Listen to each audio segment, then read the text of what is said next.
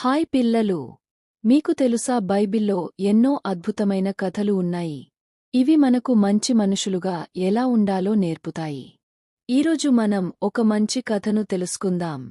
ఒకరోజు ఒక వ్యక్తి ఒక గ్రామం నుండి ఇంకొక గ్రామం వెళ్తున్నాడు. అతను ఒంటరిగా వెళ్తున్నప్పుడు దారిలో కొంతమంది దొంగలు వచ్చారు. వారు అతన్ని కొట్టి, గాయపరచి, అతని వస్తువులు తీసుకుని పారిపోయారు. తర్వాత ఆ దారిలో ఒక యాజకుడు వచ్చాడు.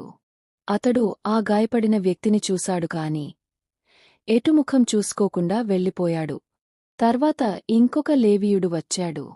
అతడు చూస్తూనే ఉండి వెళ్ళిపోయాడు. ఇప్పుడు ఓ సమారిటన్ వచ్చాడు.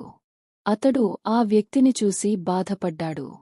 వెంటనే అతనికి మందులు పెట్టాడు, గాయాలపై కట్టేశాడు. ఆ తర్వాత అతన్ని తన గాడిదపై ఎక్కించి ఒక ఆతిథ్యగృహానికి తీసుకెళ్లాడు. అక్కడ డబ్బు ఇచ్చి, ఇంకా ఖర్చవుతే నేను ఇచ్చుకుంటాను అన్నాడు. పిల్లలు, మనకు తెలుసా, మనకు తెలిసిన వారే కాదు, తెలియని వారిని కూడా మనం ప్రేమించాలి, సహాయం చేయాలి. అదే దేవుడి ప్రేమ. ఇలాంటి మరిన్ని బైబిల్ కథల కోసం మా ఛానల్ని సబ్స్క్రైబ్ చేయండి, వీడియోకి లైక్ చేయండి, మీ స్నేహితులతో షేర్ చేయండి. జీసస్ నిన్ను ప్రేమిస్తాడు.